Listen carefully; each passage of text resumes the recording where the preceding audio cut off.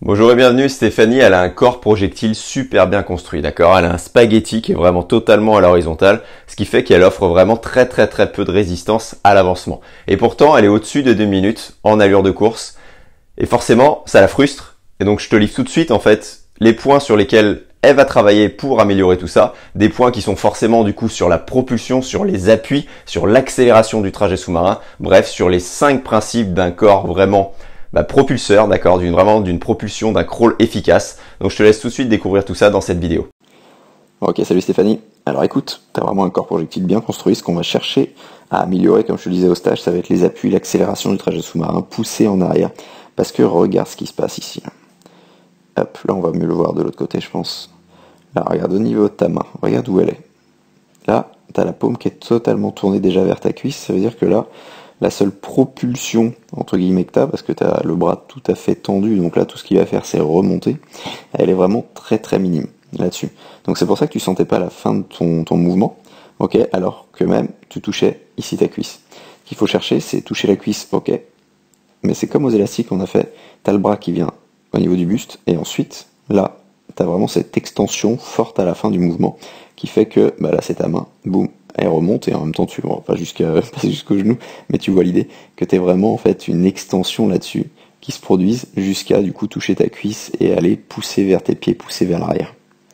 Donc c'est ça qu'on va chercher à faire d'abord, c'est vraiment réorienter tout ça pour vraiment pousser vers l'arrière, donc pas juste avec la main cuisse parce que ça suffit pas. On va reprogrammer ton cerveau avec le 3/4 de cercle, on va reconstruire ton GPS hein, tout simplement. En fait ce qu'on va faire c'est qu'on va vraiment quadriller, d'accord? On va quadriller en fait l'avant, l'arrière, l'orientation de tes appuis, le haut, le bas, tout ça. Ça, je pense que le haut-bas, c'est ok. Mais on va vraiment chercher ça, ce truc de, c'est par là qu'il faut que je pousse.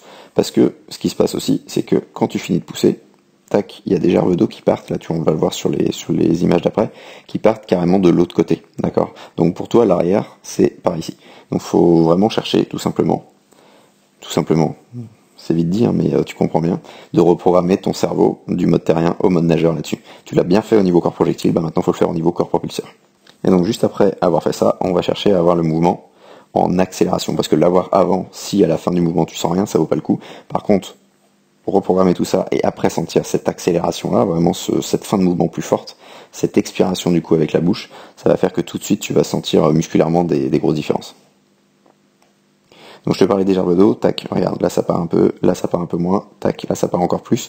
Plus tu tournes, quand tu respires, ça part encore plus, c'est tout à fait normal, dans un premier temps en tout cas. Donc on va reprogrammer tout ça, et regarde ce qui se passe du coup, vue de face.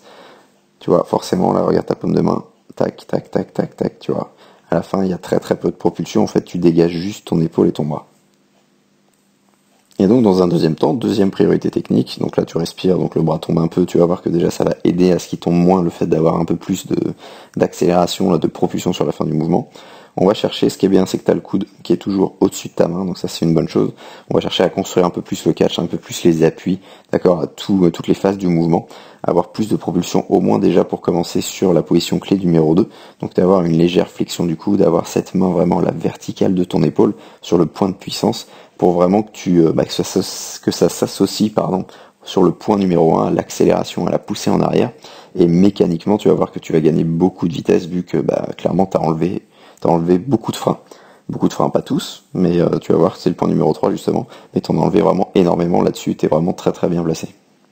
Et donc troisième point, ça va être par rapport à l'indéformabilité. Regarde ce qui se passe ici, là t'as la jambe, bon là t'as le bras qui revient donc c'est normal, mais ici là, sur la fin de poussée, en toute logique, tu devrais rester aligné. Ok? Regarde du coup où partent ici la jambe, là ça crée forcément des freins. D'accord? Là-dessus c'est clair. Donc ce qu'on va chercher à faire, c'est à rester aligné, malgré le roulis, à rester aligné surtout sur tout ce qui est au niveau des hanches jusqu'au bout des pointes de pied.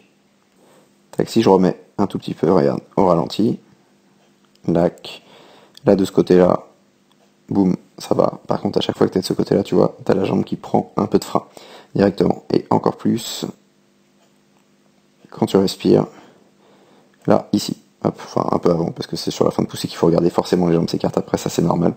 Ça t'équilibre exactement comme les bras en course à pied.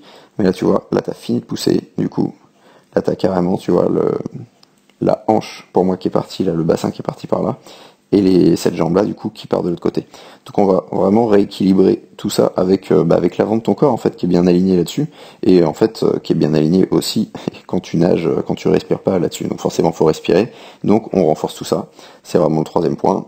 Les premiers points c'est vraiment les appuis, parce que ça te freine, oui, mais l'idée c'est que tu aies plus de vitesse, d'accord, plus de vitesse, parce que tu as vraiment baisser le plus possible là les freins, enfin presque le plus possible, on peut toujours faire mieux, mais tu as vraiment une bonne base là-dessus, donc on se prend pas la tête. Si toi aussi, comme mes élèves, tu es triathlète et que tu souhaites recevoir les exercices que je recommande particulièrement pour nager plus facile, avec plus d'aisance, en dépensant moins d'énergie, bref, se sentir vraiment glisser de plus en plus sur l'eau, je t'invite à télécharger la formation offerte que je te mets en lien dans la description, où tu vas recevoir 3 exercices que j'utilise régulièrement pour faire passer un palier technique et un palier chronométrique à mes élèves.